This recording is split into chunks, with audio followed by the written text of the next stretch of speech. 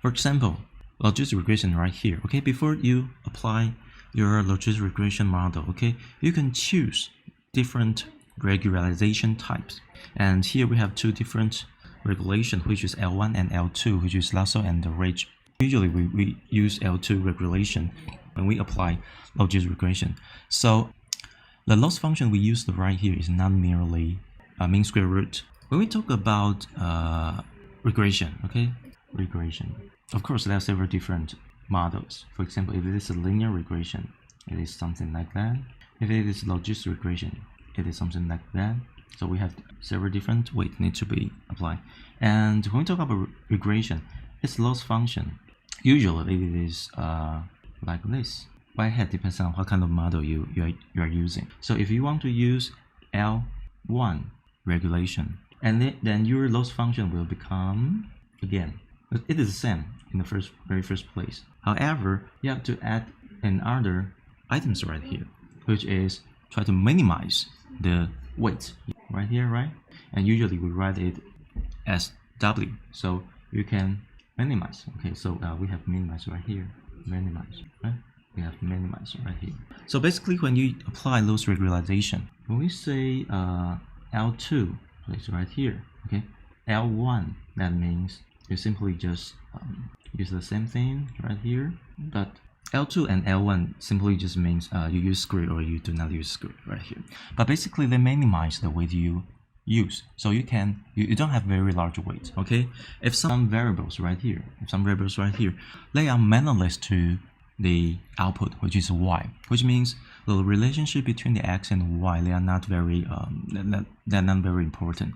So the weight should be very, very small. So by applying regularization, no matter it is L1 or L2, it can help us to select important features, which is x1 to xn. So that is, and I would like to talk about one more things about different layers. Okay, as I mentioned before, we have some more complex layers such as convolutions, such as pooling, and here, okay, we have another kind of layer which is called dropout. So let's go back to, I would like to say something about dropout. Usually we design our neural network like this. We write it many times. Let's say if we have only one hidden layer, so hidden layer 1, hidden layer 2, and we have output right here. It's a very simple neural network, right? We said that there's a weight right here, right? For example, 1 1, 2 1, 3 1, and 1. There's another weights right here. That is would be 1 2. That would be 2 2. Something like that. So when we passing the information from the left hand side, which is the input, to the right hand side, which is the output, of course we can apply regulation. Okay, as we mentioned before, so that those weights can help us to pick, okay, to select different features. Important features will have larger weights. Less important features will have smaller weights or zero weights. However, sometimes we would like to apply dropout in some way of random. So sometimes you can call it as a random dropout. It has certain probability.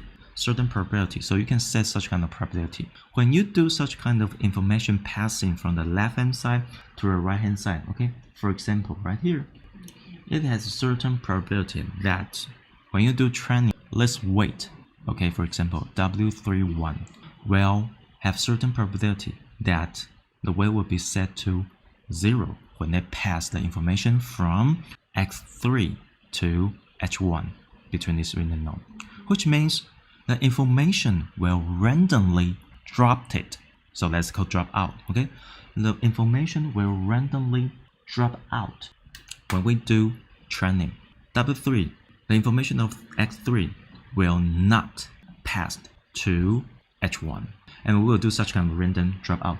Usually the probability will set to 0.5, which means half of time when we do training, when we pass the information from x3 to h1, half of the training time, information will not pass from x3 to h1. That means the information is lost right here when we do such kind of training. The neuron, of course, when we set up dropout, okay, the dropout can be set something like right here or between any layers. why do we want to do such kind of design?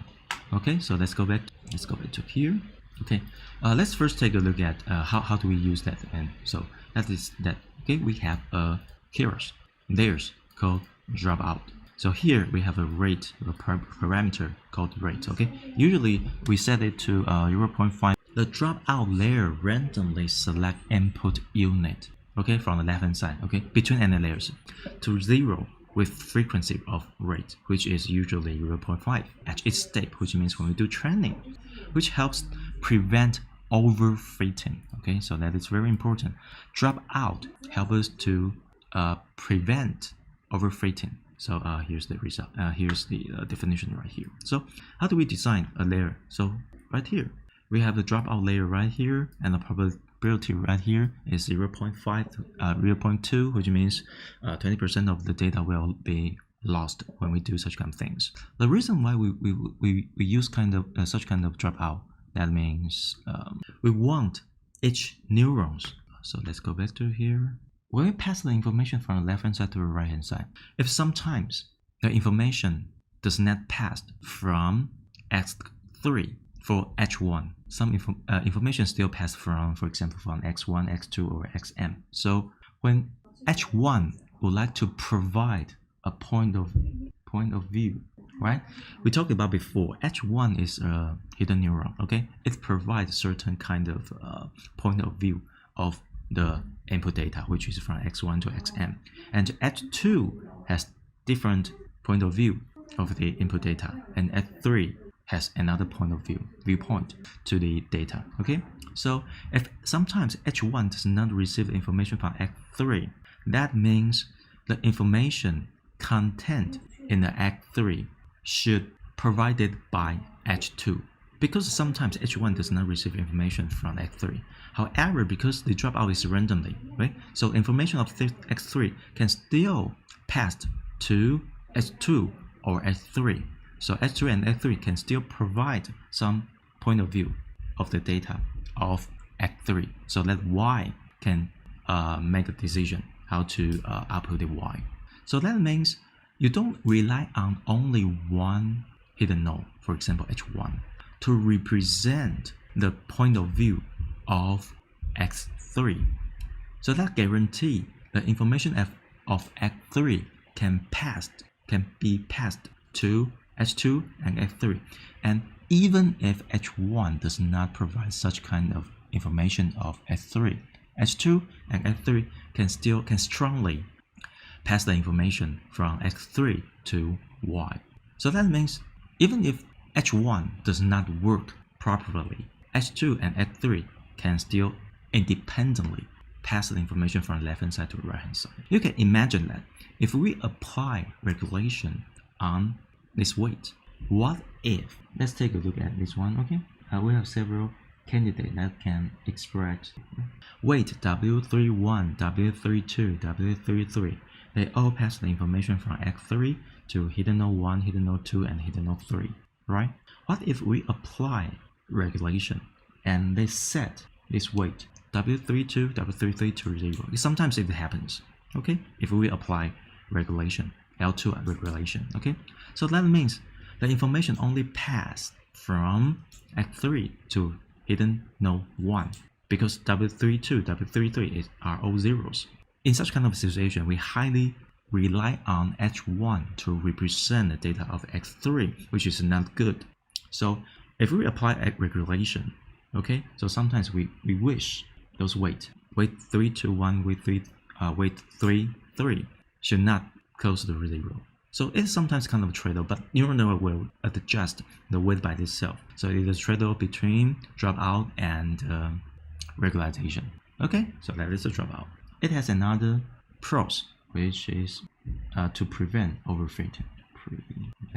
Okay, that is a very important features that dropout layer can provide. That means even if the quality of the input, okay, this is right here, it's not good enough. It's not good enough. Or as we can see that this weight can still provide different kind of point of view and pass the information to the left hand side to the right hand side, right? So the neural network, each neuron, hidden neurons, can independently make some point of view and provide it to Y to make a decision, right? So if we do not apply such kind of dropout layer, you will see that some neurons, for example, some neurons right here, they will be activated by certain input data, and the rest of, as we mentioned, the rest of the neurons will not active by the input, which is X3 in this example. So that in this case, if we input different data right here, and X3, the data quality is not that good. So the input of X3, for example, does not provide enough information, and H2 and H3 will not activate. That will be very useless. So we apply dropout. So the point of view, the point of view can be spread in different neuron, H1, H2, and X3. So that can help us to prevent the model will fix and will only fit for certain kind of input data. As we mentioned, when we do testing, okay, there are different kind of data. They are not necessarily has the same distribution of your training data. So if the data is a little bit different, our hidden neurons, H1, H2, and H3, they are strong enough to provide different point of view of the input data. The result will be more robust when you apply dropout layer in your neural net. So the basic idea is that we usually apply some dropout layers in your neural network. So let's go back to here. Okay. So here is a explanation of overfit and underfit. I recommend you take a look at these this kind of articles. Okay, where I put the link in our website. So when we talk about overfit and underfit, usually we use a figure like this. Okay. So for example, if we have X right here, there's a Y, and we have several data right here. So usually if we do a model which is linear regression, okay, that might be good model, right? So if we say overfit, what does overfit mean? Overfit means your model will fit the data quite well, right? And when we say underfit, that means your model, we can add some more point right here, okay? So we can see the difference between. So underfit maybe that means it, okay? Overfit, sorry, overfit. So underfit maybe means the model you create is not quite fit the model, okay? So maybe maybe that is something. So you don't want those weights remember the input data when they do the training. What means remember? That means for each neuron, they will be activated for specific data. For example, right here, if there is a neuron, there is a data point right here. However, it is maybe that is an outlier, or it is anomaly data, which should not be included in your model.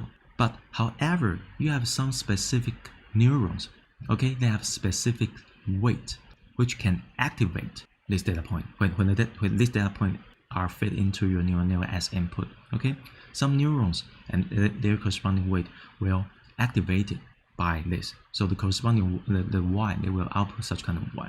However, maybe this data is anomaly data, is outlier data. You should not ask some neurons to remember.